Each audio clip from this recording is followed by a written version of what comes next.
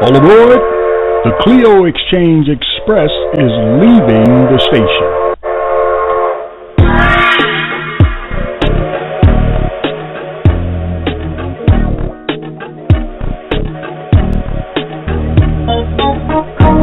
Welcome to the Clio Exchange Express, a conversation about the past, present, and future. A lively discussion between friends, family, pundits, personalities, and potentates, if necessary, in order to teach and learn something new. So sit back, relax, and enjoy the hour. Let's go to the show already in progress. Well, hi there. This is Lou Phillips. Welcome on board the Clio Exchange Express. I'm your host conductor for the day, and we're heading out on another life journey. It's a journey that will educate, inform, and inspire. Well, I'm joined today by my co-conductors, George Chandler, who's still over in London. So, George, how are you, and what's happening over on your side of the pond, my brother? Well, I'm doing fine, Lou. And we've had a wonderful day today. We've had sunshine. I'm in a short sleeve shirt for only the third time this summer. And it has been absolutely fantastic. Oh man, that's wonderful. That's wonderful. Well, you know, I have been waiting for the opportunity to have a conversation with our guest tonight, and we've got her scheduled to come in and be a part of this show, and we just can't wait to have a conversation with her. And I think that before we get started and bring her into the studio, why don't we kick the show off in the way that we normally do it, and that is have a little something light and funny. You got a good question for me right now? Yeah, I got one for you, Lou. Okay. What would you call the life story of a car? What would I call the life story of a car? I don't know. What would I call it? You would call it an autobiography.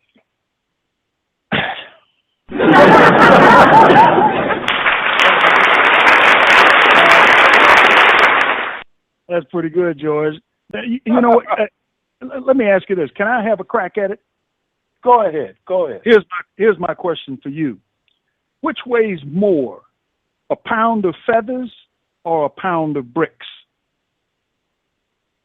Ooh, that's tricky. Well, I'm gonna say a pound of anything is still a pound. So I think they weigh the same. Very good. You got it.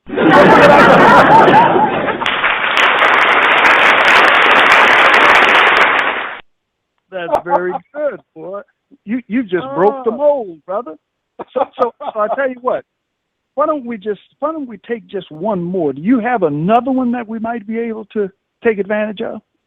Okay. Well, what did Tarzan say when he saw the elephant coming into the room with sunglasses? Oh, wow. My mind is rolling. I can see him saying, boy, that's a big man. But what did he say? He didn't say anything. He didn't recognize him.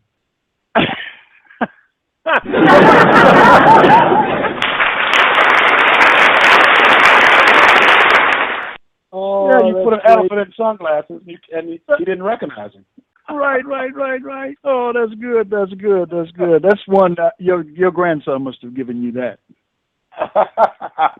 I wish that is definitely a British joke. So listen, George. Let's get ready to ride and move a little closer to bringing our guest to the phone, to the studio anyway.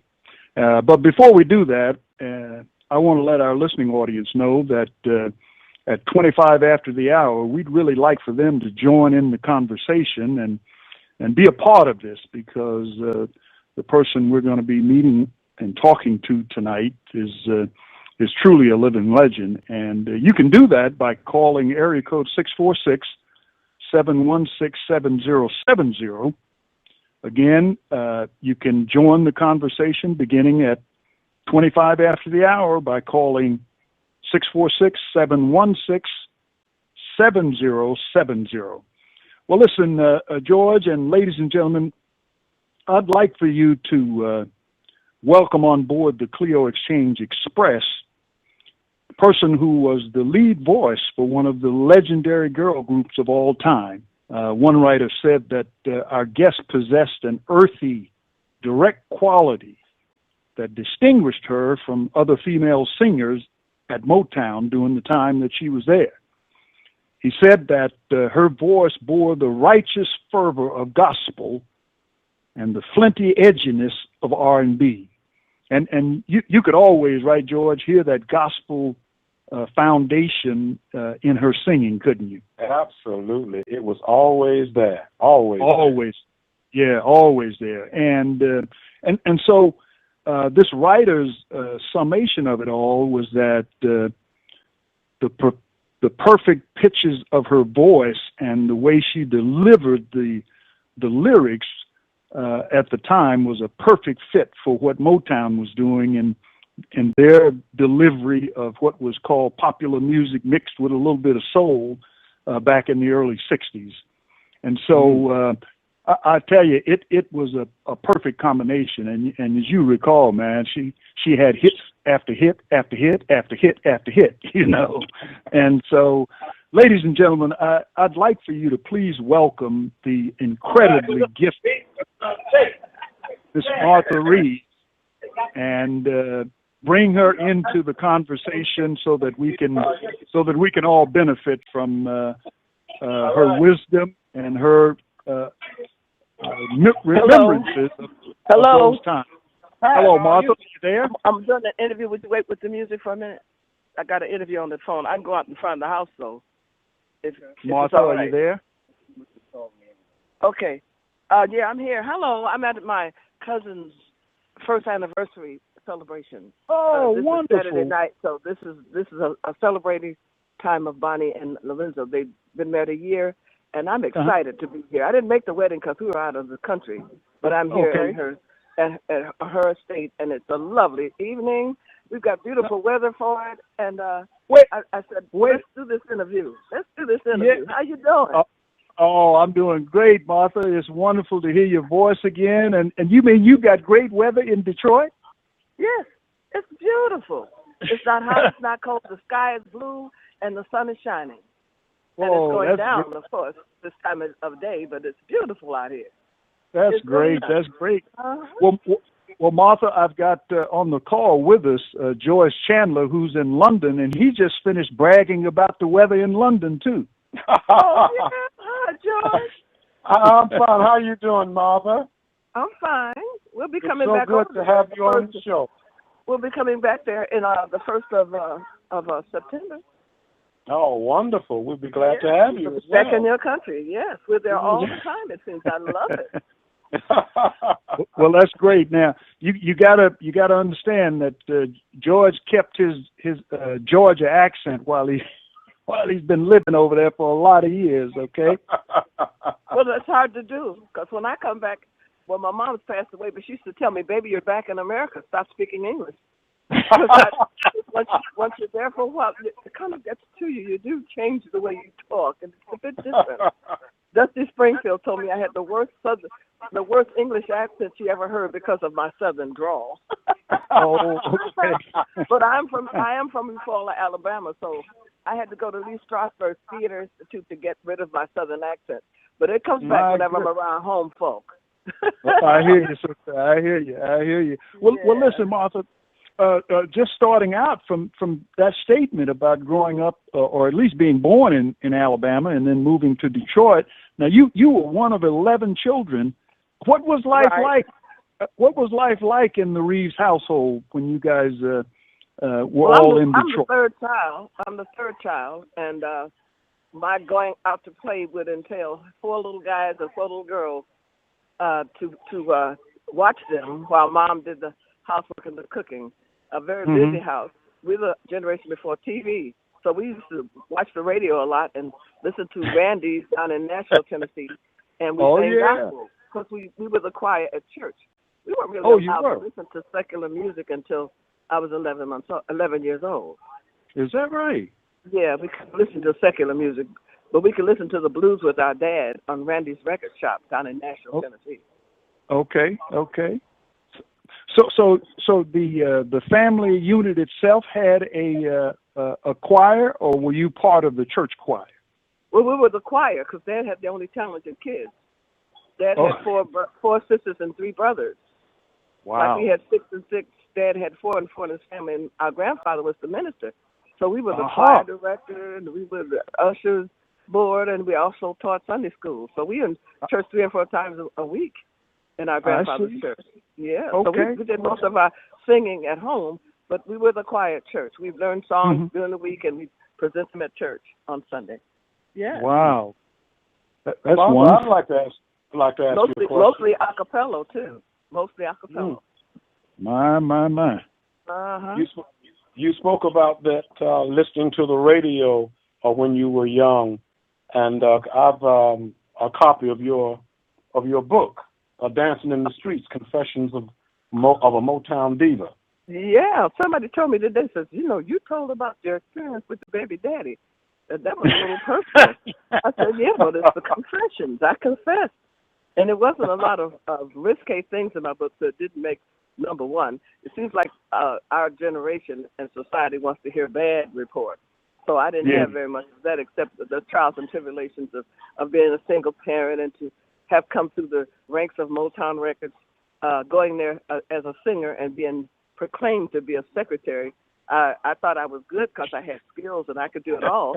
I could type, Right. take dictation, and help write songs. My proper title should have been co-producer or producer as opposed to secretary, but then that's another book, isn't it? That's right. That's right. That's right. Well, since you brought that up, that was an interesting transition from winning the talent show at the 20 Grand Club and showing up at Motown and being asked to answer the phone. How did that come about? Well, I went there for an audition at the next day after receiving a card, and he told me to come back. Not to come back, but what was I doing there? And I said, don't you remember giving me a card, asked me to come to Hitsville, USA? And he said, no, you're supposed to take that card and call for an appointment. And we have auditions every third Thursday of the month. There I find myself there in an office, answering the phone. People I didn't know, but I handled it well because I had a commercial course in high school. I knew how to Yeah. answer a phone in our Okay. department. Martha Reeves, may I help you? I'm gonna walk to the front of the house. I'm outside. Does it interfere Oh, with okay. the sound? No. Go right ahead. You okay? Maybe let him know I'm gonna go out front so he can start the music again. Let him know. Go outside. Okay. All right. And so when I realized I was in an office with a phone that had 4 lines, one was to the president's office, one was to Studio A, one was to the sales department, and one was the A&R department. And Okay. those were ringy-dingy phones. Little Yeah.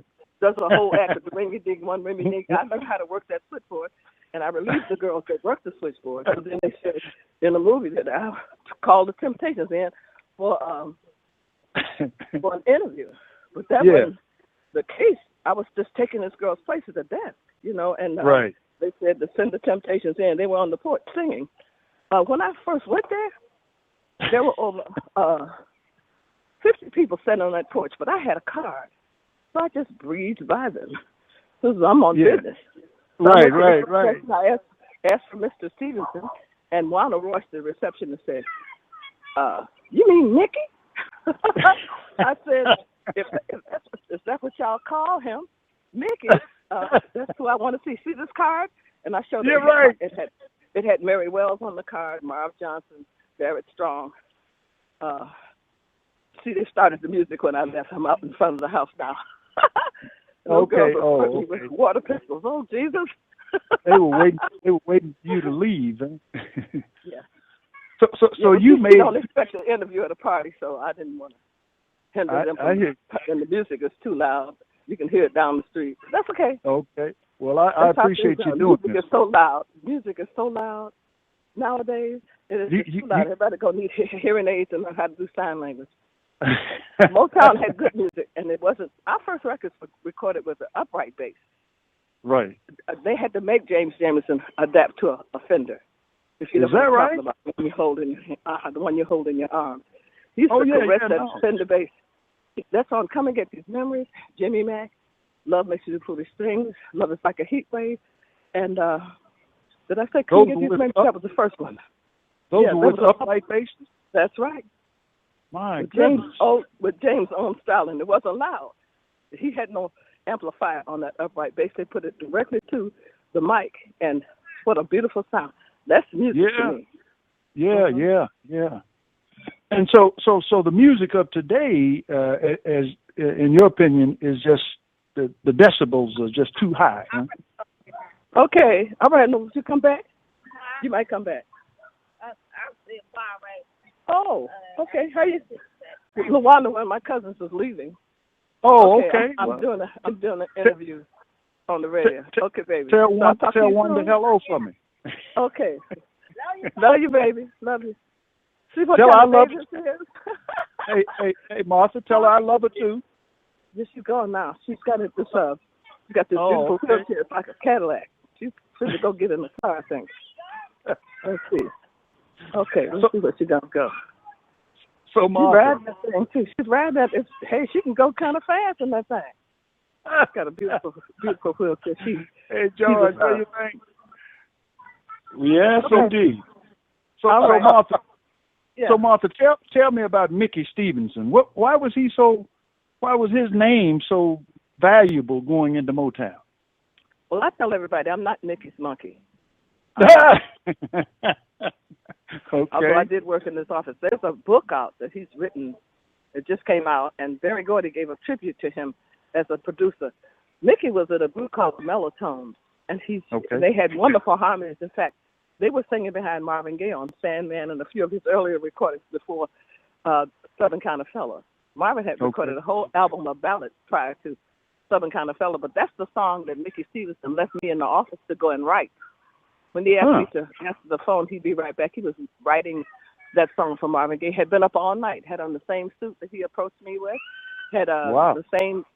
He had taken his jacket off, rolled up his sleeves, loosened his tie, and he was writing all night. A Southern Kind of Fella.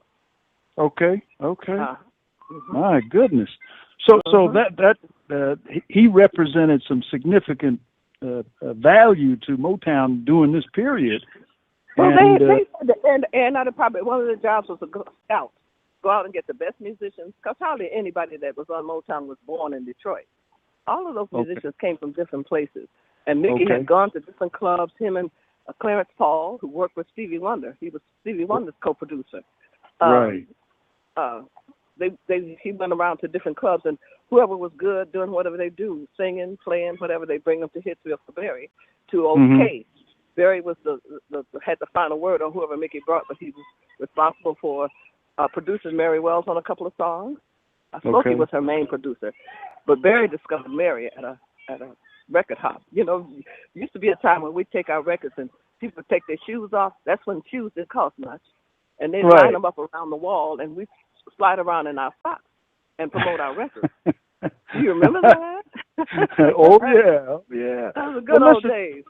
I hear you. Well, that's and that was the flavor in Detroit, I would imagine, during that time. And just tell me this though, how did you make the transition from this church girl that was being kind of controlled by the family and keeping your mind off of the devil's music? Well, when I got to elementary school, elementary school, Miss Emily Wagstaff would stop the class 5 minutes. You know, we had those clocks with the little pendulum on them. She would stop the class 5 minutes before it was over, and she realized that my mother had taught me to retain lyrics. I was the only student in the class who could stand up and actually sing some of the songs that she had taught us, and some were her favorites, like "Only a Rose" was one of her favorite songs, and that's from the 20s. And then "This Is My Country," which enlightened me, because all my life I had heard people saying, "Go back to Africa." Yeah. Go back to Africa. But I had never been to Africa. I want to go. And my parents hadn't been in Africa, so I had a problem with it until she taught me the words to "This Is My Country." Okay. And the prelude to it is "Breathe There, a man was so dead who never to himself have said, 'This is my own, my native land. This is my native land. This is my Yeah. country, land of my Yeah. birth. This is my country. Grandest on earth, I pledge thee my allegiance, America the bold. For this is my country, to have Go and to ahead. hold." And there's more to it. But when she taught me that, I kind of felt like, yeah, I am an American. This is my country, and I have as much right to be here as anybody else. And it had to be what was strongest in my mind, because we traveled in places where they didn't really accept our color. We Right. had to Right. go to back doors and get hot chocolate and hot dogs, but it would be cold chocolate and cold dogs, Yeah. Yeah. which is kind of hard to stomach. But if you're on a tour bus and you're down south, that's what you have to eat. That's what you try to digest. But Yeah. Martha, Yeah. Martha, they changed. do you are you aware of who first recorded that song? Who? It was first done by Frank Sinatra. Really? Okay. Yeah. Well, this Emily During- Baxter was the during author the of Second World War. The Second World War. Okay. Yeah. I'm glad to know that. That's important. Mhm. That's part of my history too, because I love that song, and she let me sing it to the class before the actual hour was over, and it was a good thing, Mhm. a real good thing. And she Well, taught me that's- other songs, like "Only a Right. Rose." My name is Rose, Martha Rose. She taught me Okay. "Only a Rose." Okay. I was thrilled with that. You know, she was not as tall as I am, or was in the seventh grade, but she loved me. She would stand near me and just admire the fact that I remembered lyrics and I could sing the songs after she taught them to us out of the songbook. I could sing them without reading them and be an example for the class. Well, the little girls and guys didn't like me, but I didn't care. I wanted to impress my teachers. The teachers were my best friends. They had the knowledge. Those boys and girls that would get mad at me if I made an A or if I did something famous, they would get mad. So I didn't care nothing about them either. Martha, here's a question I've always wanted to ask. When you were young, which gospel groups were you listening to? Okay. My brother Benny was, being the oldest, was in the first gospel group after the choir. He sang with a group called the Motor City Travelers, and they were the a cappella singers that would slap their legs, keep the tempo. Yeah. Remember that? Yeah. Slap your legs and pat your foot, and the toad church would pat their foot and rock. Well, Benny would play for us the Soul Stirrers. He admired Sam Cooke when he was in the Soul Stirrers. Sam made some of his popular music patterned after some of the Soul Stirrers gospel songs. I admired Shirley Caesar and the Caravan. And then we knew about the Dixie Hummingbirds. We knew about the Gospel Airs, and we knew about the Blind Boys. And what about Dorothy Love? And what about Dorothy Love? James Cleveland. Who? Dorothy Love from the original Gospel Harmonettes. I don't know Dorothy Love like I know Shirley Caesar. Inez. I knew them by name because we saw them come to our different churches. Right. I didn't know Dorothy Love. But I'm sure the Harmonettes were good too. But you asked me who I listened to. Clara Ward, what a thrill. But I listened to Marian Anderson too, not necessarily gospel, but one of the prettiest voices I've ever heard. And I listened to Lena Horne. She was the one who I saw at the Paradise Theater singing Stormy Weather, and they said in my heart, this woman is too pretty to be singing the blues. She shouldn't ever want anything. She is so pretty. Everybody should just love her. So she was sitting there going, don't know why there's no sun up in the sky, stormy weather. I said, oh my goodness. Now. And I said, I want to do that. I want to sing. So she inspired me at the age of 3. So I listened to as much as I could. But then, being the oldest girl in the family, I used to go in the kitchen, and I was the chief cook, bottle washer. Okay. Having 8 or 9 siblings underneath, I had to do the washing of the dishes. Mom was a cook, and I was the dishwasher. So I'd turn on the radio, and I'd sing opera.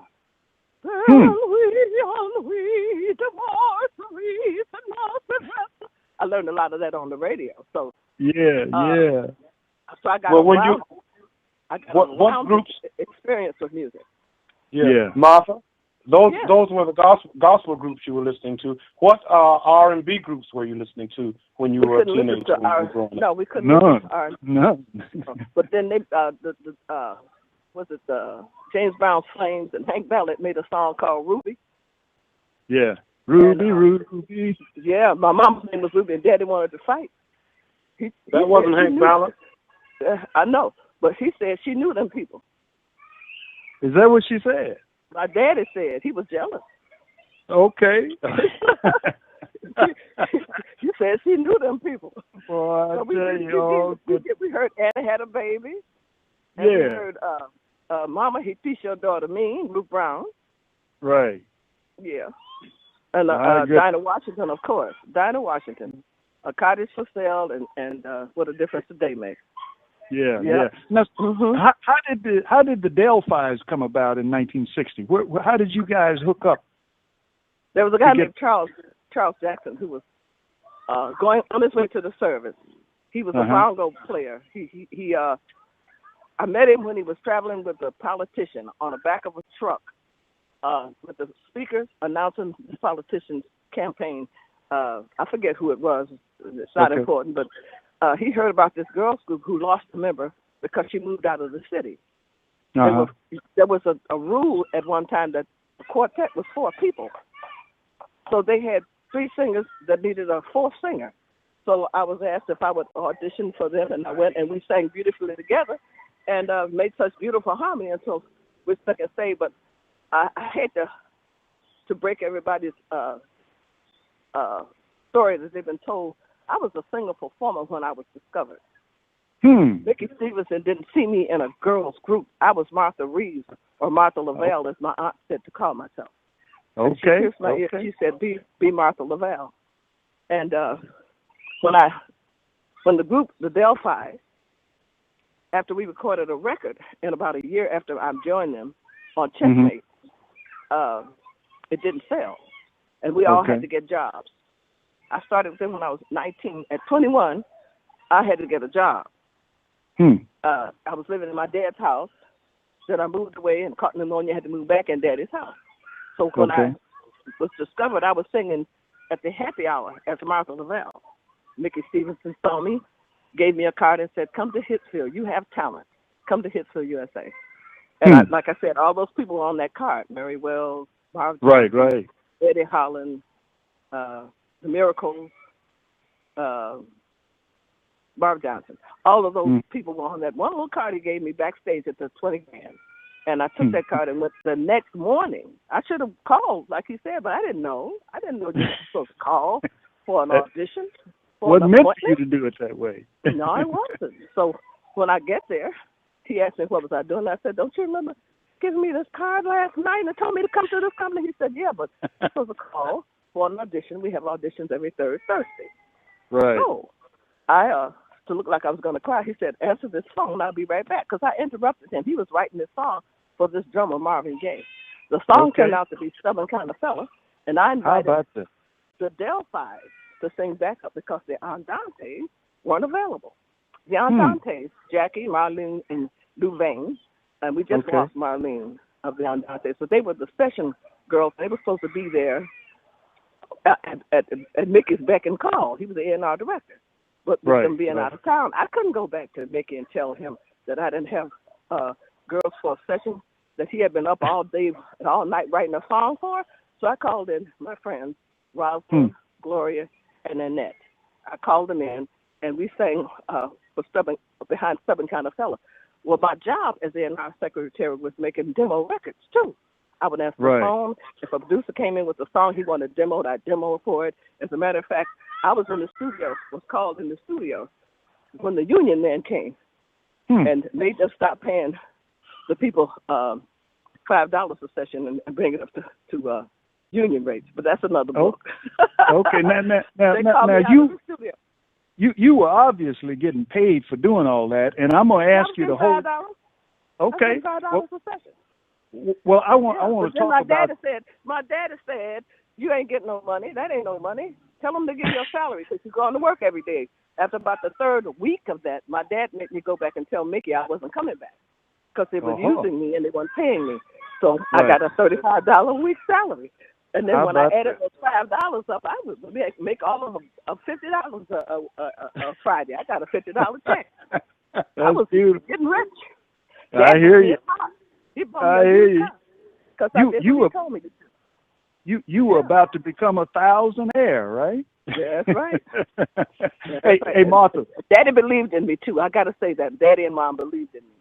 I Yeah. couldn't move out of my dad's house, and I took a brother and a sister with me when I turned So that, 21. After I got my contract with Motown, I was able yeah. to get a house and move my brother and my sister. My brother Vic played drums for me, and my sister Okay. Lois is still at my Vandella.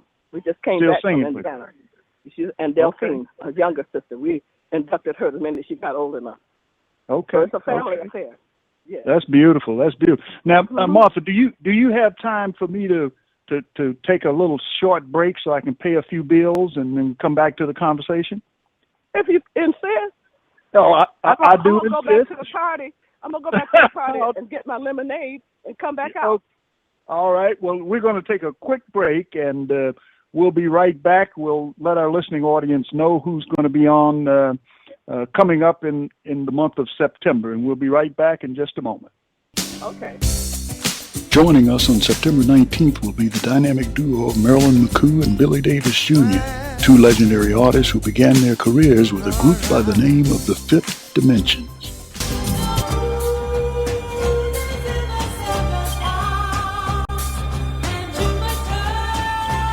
That's right, they'll be joining us on the Clio Exchange Express, and they're coming with special gifts.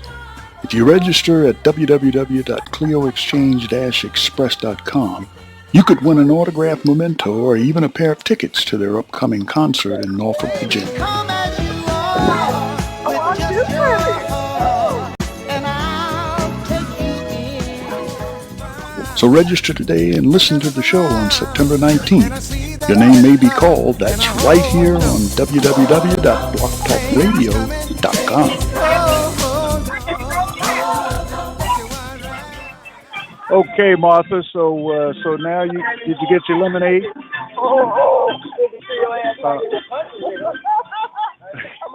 Martha. Hey, George. Yeah, This is unique, isn't it? it certainly is. It certainly is. So, Martha, are you there? I'm here. Okay. Oh, Are you back already? We're back already. I mean, it doesn't take long. I thought you were gonna take a break. You didn't take a break. Yeah, no. Exhale. That's right. Okay, That's I'm right. walking away from the music again. We took a long enough time to get a 60-second commercial in. So. Oh, there you go. Well, listen. You were just talking about doing backup singing. Now, your voice was prominent also on Hitchhike and Pride and Joy too, wasn't it? That was Rosalind. Oh, was it? People Okay. got our voices mixed up. I was singing the middle part. The voice you hear is Rosalind. Okay. High voice. Yeah, I sang more mellow. I sounded more like Marvin. Okay. If you listen to it again, I'm the middle voice. All right. How was it to work with Marvin? What kind of a relationship was that with you guys? Well, when we first played our first engagement after Come and Get These Memories was released, Southern Cotton Fella had hit the charts. Uh-huh. And our first engagement was at the State Fair, and the Beach Boys had us open the show for them. I'll always be eternally grateful for the Beach Boys because they knew that we had just had releases, but they put us on the show with them anyway. We were billed as Marvin and the Vandellas. Come and Get These Memories was introduced at that State Fair show, but Stubborn Kind of Fella had made the charts. It didn't take but about 6 months for a record to actually be released and be heard all over the world. And it was exciting. Marvin was always reluctant to go on stage. They would always send me to the dressing room and tell him to get dressed because he would be so mellow and laid back. But once you got him on stage, it was hard to get him off. Okay. And he was a gentleman. He was as sweet as he can be. And women chased him around like mad. We just have to protect him from women because they try to pinch him and pull a piece of him off of him. I mean, he really had a hard time with ladies chasing. So he used us as buffers.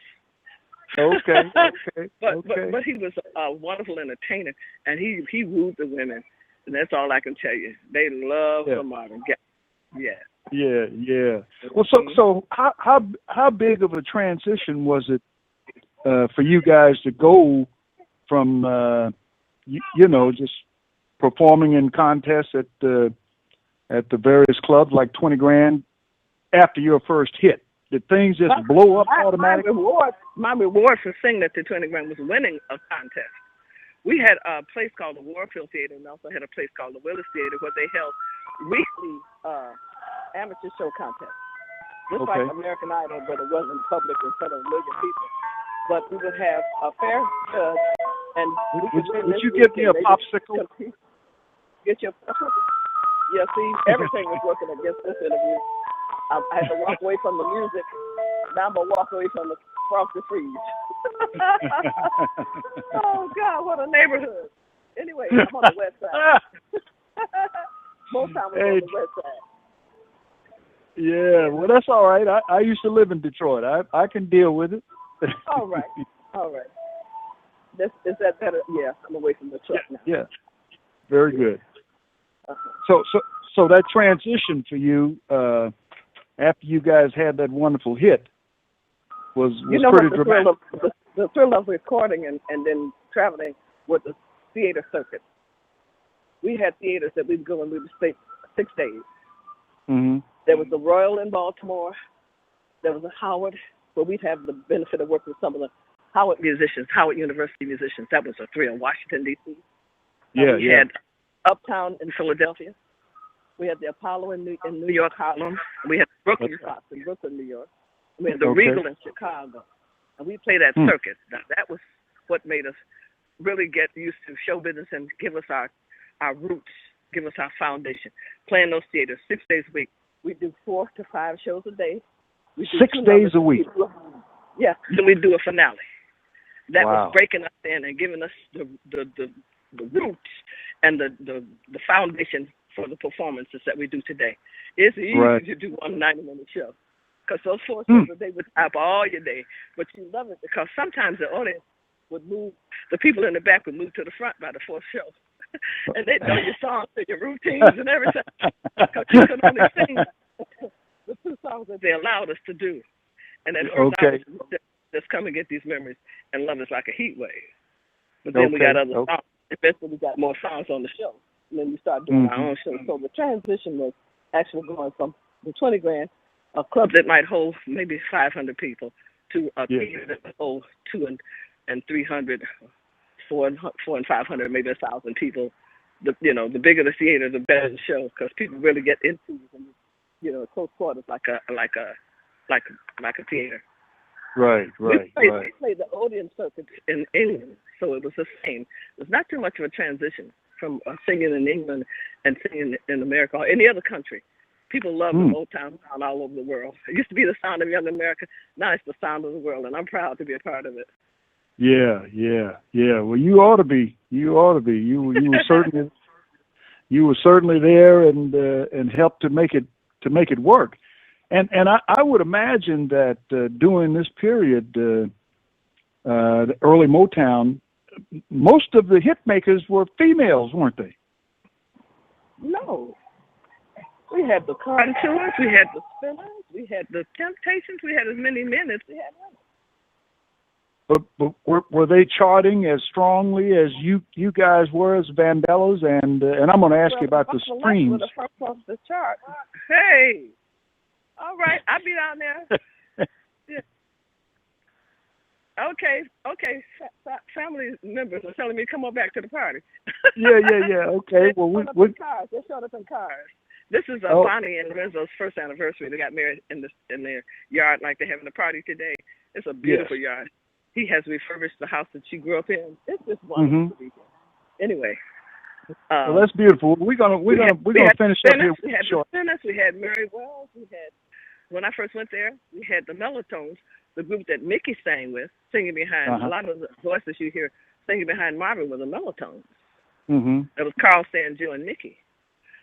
They weren't known or made famous or anything, but they sure sounded good in their harmonies. Jazz. They sang jazz. Mickey was a jazz singer. And then Clarence Hall was from the South. He was from Alabama. And he had another tone. In fact, he was responsible for a lot of Stevie Wonder's productions. He's the one singing with Stevie on Blowing in the Wind. Okay. How many times Stevie? That's Clarence Hall. He had a hit record career before coming to Motown. Most of the writers and producers were singers and performers themselves. Because Eddie had Jamie Lamont had a record out called "What Goes Up Must Come Down," and then that's right.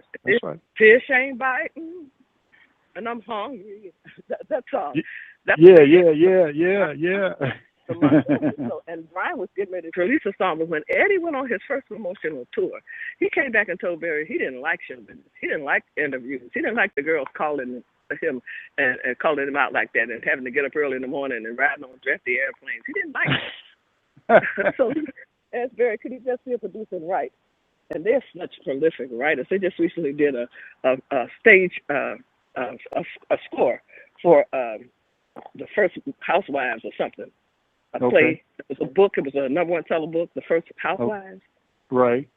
So they did the film score for that, and it's a musical that's traveling all over the world right now. So they're still creating. Yeah, still a lot of talented people at Hitsville. Yeah, that's beautiful. Now, was there ever any professional competition between you guys and the Supremes? Yeah, we would fight to see who would get the next hit from the producers, and they won when they took over Hollanders and Holland. They had 10 #1s on the road. We got kind of cheated. Our records had A and B side. Okay. They had their hits on one side of the record and the other side of the 45. So we got kind of cheated because both sides of our records sounded good and sold. So we had things like Love Makes You Foolish Things, To Think. We had Love Like It's Gonna Come Knocking, Get Out of There, Love Bug, Leave My Heart Alone. I could keep naming songs that were B-sides. That would have been a hit had they been put out like the Supremes records, both sides on the same side. You have to check your stack and see which ones had the 45s on both sides. Oh, yeah. Both of them, so that means split play. That means it couldn't have been accredited for #1 records because they were like 50-50. One side. Right. That's beautiful. George, you got one? Yes, I just want to move a little bit forward to after Motown, to the Richard Perry produced album. What was that experience like for you, Martha? It was a new experience. Motown left Detroit, and my contract was up, so I couldn't really get mad at that. My son had just been born, and I took a year off after he was born in '70. So when Motown moved, I wasn't aware of the move. I called to see what my next instructions were. And they said, girl, don't you know Motown will move to California? And my heart just dropped. I said, God, I'm being left here in the city. So I realized that my contract was up, and Barry wasn't our uncle or our cousin or brother or anything, so he didn't owe us anything after the contract was up. So I didn't even know they were moving until I was told by a secretary in the reception area. So Ron Strasner was managing the Four Tops. And he heard about the fact that I was without a record company and suggested that he manage me and hook me up with Richard Perry and MCA Records and Universal. That was quite an experience. I'd never worked with anyone but the Motown staff writers. Richard had a selection of songs on tape, and I chose Van Morrison's Wild Night, and I did Have to Use My Imagination that was recorded by Gladys Knight. Right after I did it. We did Many Rivers to Cross. We did the tribute from Hands Across the Ocean, The Harder They Come, The Harder They Fall. We did Many Rivers to Cross. We did Joe Simon's Oh Yeah, Baby, Sugar Honey, Sweet Darling, I'm yours ever since the day we met. And we sing it, girl. Yeah, I love that song. Joe Simon's hit. So we had quite a variety of songs. I thought it was one of my best albums. It was my first solo album. Because when I had my son, my group, Van Bella, sort of went separate ways. My sister sang with a group called Quiet Elegance for a while, and Sandra Tilley moved to New York. I know she moved to California, and she passed away of an aneurysm not long after that. So I was without a group. So I've always been without a group. I've had over 100 backup singers, and to be called a lead singer of a vocal group is cool. It's cool, but I did the work. I sang all the time. I got the foot in the door. I hired people and fired people. So see, you did the work. Gladys don't have a hard time getting rid of her peps, does she? yeah. That's right. She's a lead singer. That's right. So Gladys is known for Gladys Knight, and I'm known for Martha Reeves. That's right. See me and say, "Are you Miss Vandella?" I tell them no. I made up the name, but I'm Martha Reeves. That's the difference. Yeah. Don't go away. We'll be right back after this stop on the Underground Railroad. What? Clio Exchange Express and the Underground Railroad tour is leaving the station. The Johnson House is significant for its role in the anti-slavery movement in the Underground Railroad. Philadelphia, especially the Germantown section of the city, was a center of the 19th century American movement to abolish slavery, and the Johnson House is one of the key sites of that movement. Between 1770 and 1908, the house acted as the residence for 5 generations of the Johnson family. The third generation was active in the Underground Railroad during the 1850s. Along with their respective spouses, Roland, Israel, Elwood, Sarah, and Elizabeth Johnson were members of the abolitionist groups such as the American Anti-Slavery Society and the Germantown Freedmen's Aid Association. Through their associations with these abolitionist groups, the brothers and sisters became involved in the Underground Railroad and used their home along with nearby homes of relatives to harbor fugitive slaves on their journeys to freedom. The Johnson House is a representative station on the Underground Railroad, and the Johnsons among the leading abolitionists of their generation. The Johnson House is located in Philadelphia, Pennsylvania at 6306 Germantown Avenue, and it is open to the public. Well, you know, Martha, talking about the name, tell the story about how you came up with the name Martha Reeves. Well, Vandellas, I guess. Okay, I live on the east side of Detroit, and Motown is on the west side. I was so proud that I could go from the west side to the east side and not get beat up because there were gangs in my day. There were the Kingsmen and the Kingswomen, and the Shakers and the Shakerettes. Anybody that lived in Detroit feared them, and you couldn't cross Woodward in peace. If you went over there, somebody would cut you. Either the Monte Cristos would cut you, or the what's that other name? Earl Flynn's. The Earl Flynn's would cut you, but they were known to switchblades.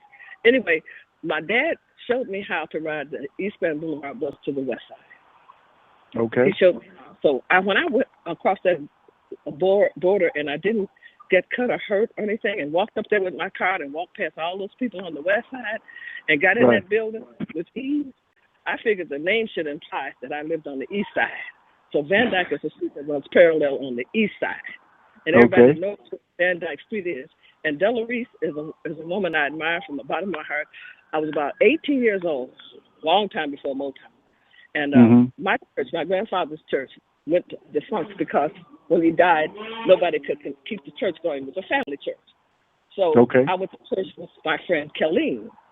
And Kelleen's pastor, Reverend Runless, looked at New Liberty Baptist Church, looked up and saw Della on the front row. And he said, Della's in the house. Della's home. Give us a song. And this big, tall, beautiful woman with this French roll. I'd never seen a black woman with her hair up in a French roll. She had her hair up, and she stood up and she shook the rafters singing Amazing Grace without any accompaniment. Her voice was so full. And the next morning, when I'm ironing my little blouse, getting ready to go to my little job, there she is on TV, singing, "Don't you know I'm falling in love with you?" I was with a guy, and he said, "All you do is sing." I say, "That's my thing." Okay, all I do is sing. I sing all the time. Anyway, when I saw Della, and I saw her on TV, and her name was Reese, it gave me inspiration. I said, I can be famous too. With a name like so close to Reese. Reeves, it's just a change of a V and an E and an S. I said, Yeah, my yeah. God. And she stayed in my heart. And we had 15 minutes to find a name. Barry was Mhm. going to call it the Tillies or the Pansies or something like that. Because he liked one little short word for his groups. Right. The Right. Temptation was the longest name of any group on Motown. But he wanted Mm. it short and cute. So when I came up with Vandellas, they said something about it might not fit on the marquee, but it Mhm. eventually Yeah. did. Uh-huh. Wow. That's a Yeah. wonderful story. That's a wonderful story. And I Now, love Mrs. Della Reed. She gave us our award at the Dick Clark American Soul Awards. She actually knows that we love her, and she actually presented us with our award on Dick Clark's American Soul Awards oh, presentation. that's beautiful. That's beautiful. Mm-hmm. Now, I know that you went outside and you got a glass of lemonade, No, and I I went haven't. back there. All I could do was hug my baby brother. I didn't get no lemonade. I'm all Oh, right. okay. Yeah. Well, I was about to say I didn't hear you take a sip, and No, you came back so quick.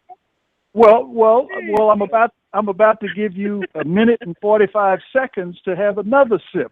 But guess So, what? I moved almost a block from the house with the ice cream truck. So I gotta oh, just stand oh, there wait for you to go and come back. Because if I go down there, I ain't coming back down here. I hear you. I hear you, sister. Well, Okay. listen. If, All right. well, if you can, well, just keep on staying with us for just a little bit longer. I Okay. want to ask if we can just kind of move to the time when Motown moved away. What? How did you shift your focus at that point? Once you decided that you had to begin to go a different way, did you Well, then? Ron Strasner had a lot of pull with being the manager of the Rare Earth. You know, I just want to celebrate. That was his Yeah, group. yeah. In fact, the Rare Earth had their own label on Motown, the Rare Earth Okay. label. We were on Gordy. And when Ron, with all of his influence, had me drive me and my belongings and move into an apartment in LA. He had it all arranged. And Okay. I got there and I had gigs as a solo artist. I think I did a Soul Train show singing Okay. Mild Night. He sort of helped me in the transition, and I didn't really like Los Angeles. I'll tell you why. Everybody out Okay. there is an actor. The cab drivers, the people that own the buildings, the people play games out there. Everybody's Everybody's acting. big. I think it's because it moves a little bit every day. There's a Okay. tremor a little bit every day. If you wait for it and just kind of pay attention to your surroundings, when the earth is shaking, there's nothing to hold on to. Yeah. Yeah. Sometimes you can hear the dishes rattling in the cupboards, or you can hear the hangers swinging in the closet. Then Right. you know you Right. just had a little tremor. I was in one of Okay. the big ones. Joshua Strain. I was in one of the bigger ones. That was a little later though. But anyway, Mm. when I realized that I could live somewhere else and I got more opportunity to be on television in Los Angeles, they don't Mhm. want to hire you if you're Midwest like I am. They use the people that live there more often. That's why you see some of the same actors all the time because they live Right. in Hollywood. But it's a horrible place to try to live. I'll tell you that. Yeah. Yeah. I can imagine. Everybody's I playing. wouldn't do it. Everybody's playing games. Yeah. Yeah. They need to stop playing R&B music in Hollywood. It's all hip hop and rap. Mhm. Mhm. Stevie has Hmm. a station there, so he's the only one that's still carrying the banner. He has a radio station in Los Angeles. But other than Stevie, he's the only one playing rhythm and blues. There Okay. is no real rhythm and blues music anymore because they're using toys and synthesizers and Pro Tools. Okay. Okay. You think they've rooted it out, huh? Yeah, they try, but they can't because when it's time to work a show, I gotta have good musicians. So I Yeah. find the ones that are rehearsing their craft and who have gone to school and learned how to read because I can't do it unless they read. And I've been awarded and prized and honored to work with some of the best musicians this world has to offer on Yeah. both sides of the ocean. Yeah, they hire professionals for me. And when we produce the Motown sound, it's a happy place to be. Yeah. Yeah. Yeah. Indeed. I tell you, we was Something just wonderfully. passed me. I don't know what it is. Lord have mercy, it look like a motorcycle. It's Yeah. three Yeah. wheels. You still with And me, it's got Martha? extra red lights. I'm still with you. I just passed. It looks like a motorcycle, but it's got a car on it and it's convertible. I look like a Oh, is that Batmobile. I ain't never seen that. Like, I'm on the west side. Okay, I'm on the west side. right? That's right. Remember that, okay? I was about to say that the one joy that we've got in this market came back 17th of this month, and that is Donnie Simpson, who brought back the Motown sound and the oldies, and we're just thrilled to have that happen here. You remember Donnie? He was Right. Detroit. Yes, I do. I love Donnie. He was here for an award not long ago. I love Yeah. Donnie Simpson. Yes, I do. Yeah. And he lives here in Detroit. I take Martha Jean and the Queen Right. took his spot. I think she did. But I'm glad to hear he's still playing us, and he's one of our best friends. In fact, I tell all of my audiences to tell their DJs who played our music that Martha Reeves and the Vandellas love them mainly because they made us famous. Our first record was okay, but when Heat Wave came out, they had a little spiel that they talked on those first 18 bars of the song. They would talk about Martha Reeves gonna sing this song, it's a jamming song, it's a hot song for the summer, and all kinds of little dialogue. The Gita with the Heater out of Philadelphia was the best, I think, of all the guys who had little raps. Anyway, Okay. anyway, it was a wonderful thing that the DJs made us famous. Yeah. Well, that's back in the day. Back in the day, that's how you made it, and with people like, if you remember Effie Smith, who pretty much had all the DJs in her pocket. She could make it happen for you. Now, Martha, back in the 80s, at some point along the way, you decided that politics was someplace you wanted to make a contribution. How in the world did that happen? I prayed the Jabez prayer. That's, okay. First Chronicles is the 4th chapter, it's the 10th verse. Jabez was born and gave his mother sorrow. So he prayed, bless me indeed, increase my territory, keep your hand on me, and keep me from evilness and not do any harm. It's a very short verse in First Chronicles, but I suggest everybody who wants to make it in life to pray that prayer. I prayed that prayer for about a year. And the next prayer of thing Jabez. I'm sitting there at the council table with the gavel in my hand saying, girl, what are you doing here? But I didn't stop saying it. A lot of people thought I gave up show business, but I was saying, city council people have recesses maybe 4 and 5 times a year. So I would sing on the recesses, and I sing on the weekend. And I was more attentive at that table than most of the council members. It was never really a full 9 people at that table. Hardly ever. Okay. Somebody was always missing. And but I wasn't missing a lot. I was there, and I was concentrating on what the people wanted me to vote, how the people wanted me to vote. That was a favorable place. Okay. Because I was elected and campaigned with my own money, I didn't have to go with the politicians or the different businessmen. I could go with the way the people that called me on the phone and kept close contact with me. I voted the way they wanted me to vote, and that's not favorable. That's not you're not popular when you do that. Politicians have to go with the flow of the other politicians. I was an adversary as opposed to a companion to the city council. I have traveled the world. A lot of them have never left Detroit. So a lot of the ideas and issues that I brought to the table, they kind of nixed them because they didn't quite understand what a roundabout would be on Livernois as opposed to a big island where you can't turn around and the fire trucks can't go on Livernois now because they would have listened to me. George, we needed a roundabout. Yeah. Well, that's. I wondered about that because I occasionally would come into town and and I'd see some of the council sessions and it seemed to be pretty combative for you, and so that explains it. They put a cartoon in the paper said we like her, but we wish she'd stop calling us Vandella. That was one of those little. It made me look like Aretha Franklin standing in front of the council with a mic in my hand and a shiny dress, a real big woman, and. That hurt my feelings in a way because I never took the lead like that or made them think that it had to be show businessy. I didn't sing for them.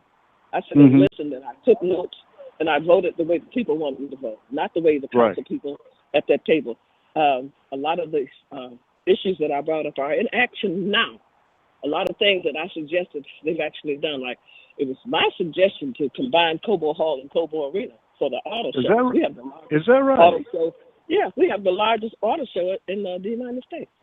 With all the car manufacturers here, of course we do.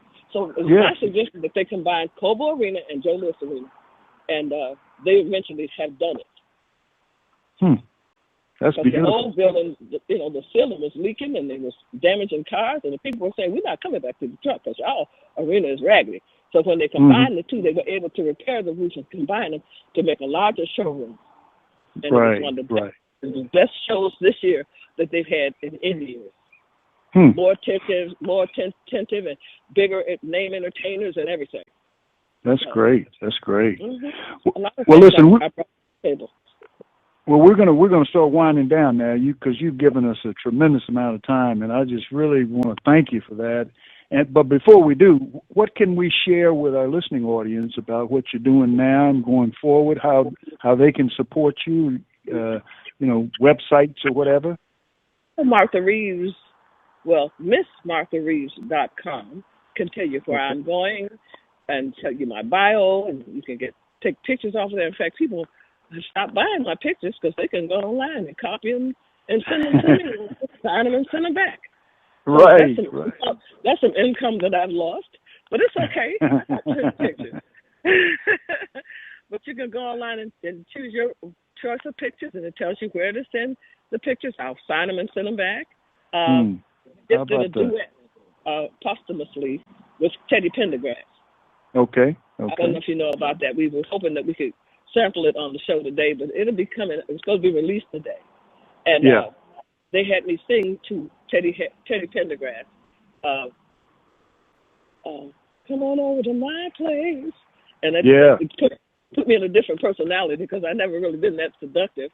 But I had fun singing with Teddy. And I'm sure he's up in heaven saying, I did a good job. I'm sure he's saying that because I didn't sing with him. I sang with him. And I sang the words he sang. So, Yeah, that's beautiful. That's beautiful. Yeah, I was hoping that Dundee at your management company would have been able to get us a copy of that. I did listen to one cut from the album that they put out, and it really sounds wonderful as a tribute to him. It's a tribute to Teddy. God rest his soul. Yeah. Well, I'll tell you, Martha, we've certainly had I got my doctorate in humanities. Oh, did you? Yes. And I got my master's in religious studies. So I'm reading the Bible with understanding. I'm able to witness better, and I'm growing in Christ. Praise the Lord. Praise the Lord. Hallelujah.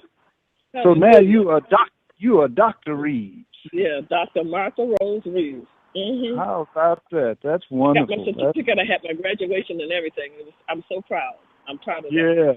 Because, I started my missionary journey in 1977 when I was baptized and reborn. So it's taken all this time to study and to prove myself a workman, not afraid, rightfully dividing the word of truth. How about that? That's beautiful. That's beautiful. Our race isn't over until we're called home, so it's never too late. See, sometimes you don't know if you're going to heaven or not, but I know I'm going. Well, I mean, only people that don't know where they're going are those who are lost. And they pray. It sounds like you are not lost.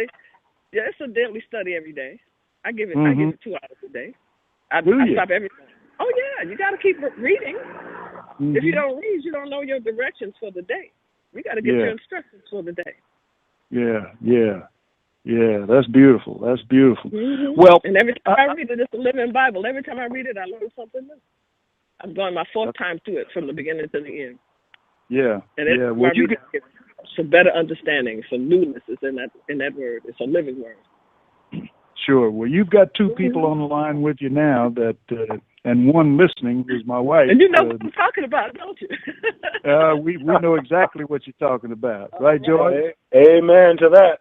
When you turn 74, you ought to know something. Right. I just had my 74th birthday. You ought to know something. Yes, indeed. I know it. Mm-hmm. Yes, indeed. Well, Martha, we really appreciate you allowing us the opportunity to relive your wonderful life, and thank you. I think I'm saying this for all 3 of us. Thank you for giving us so much enjoyment over the years, and I can tell you that I believe that what you've contributed has helped to shape and change the national personality, and it's already impacted many generations, and your music is eternal. I mean, it's going to be around for a long, long time. And bless your heart. George, I know you feel the same way, and you probably want to say something to her before we sign off as well. I do feel the same way, Lou. Your music will live forever, especially that one about dancing in the street. That is so universal. And thank you so much for joining us tonight. And I'd like to wish you all the best in the future and whatever you endeavor to do. Well, thank you so much. Thank you. It's been a real thrill to be on the radio with you. And I know you can hear my joy. I'm still happy about performing. Oh, absolutely. I know how blessed I am. I'm still overwhelmed. I really am. Yeah. I'll get it better, bigger, and we have 3 generations coming to see us now. Yeah, that's great. I didn't know Granny could hunt a gully.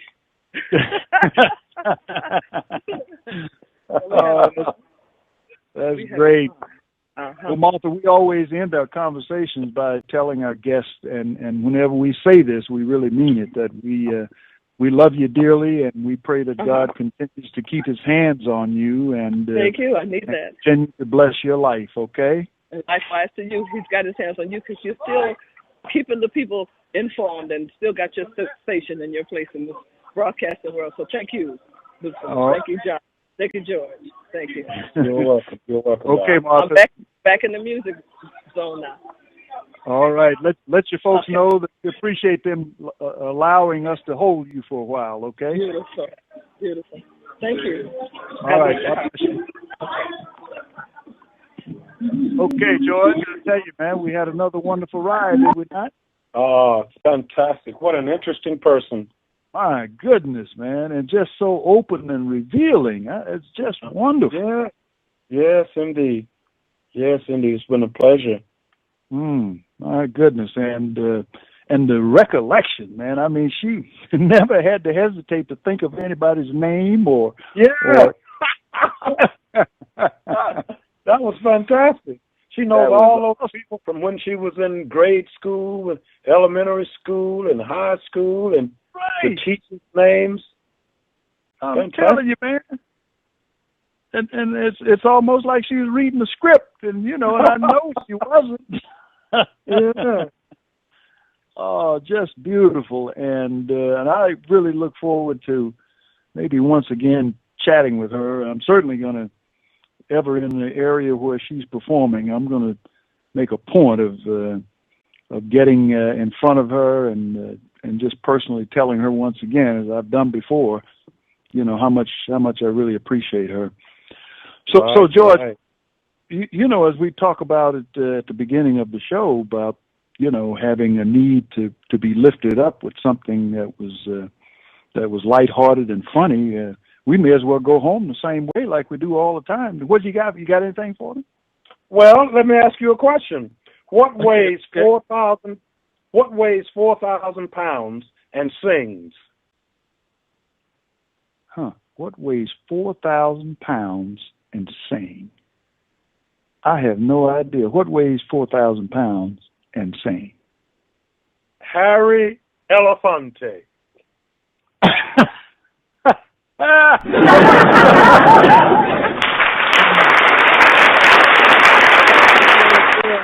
Not Belafonte, Elefante. That's a good one. That's a good one. Well, listen, George, I don't know about you, but after that one, man, I can truthfully say there's only one thing left for us to do. And that's right. Bye-bye. Okay, the conductor is telling us it's time to move on. We hope you've enjoyed the show. Let us know by sending an email to info@clioexchange-express.com. That's info@clioexchange-express.com. Until next time, we wish you peace of mind, love from the heart, and happiness you cannot explain.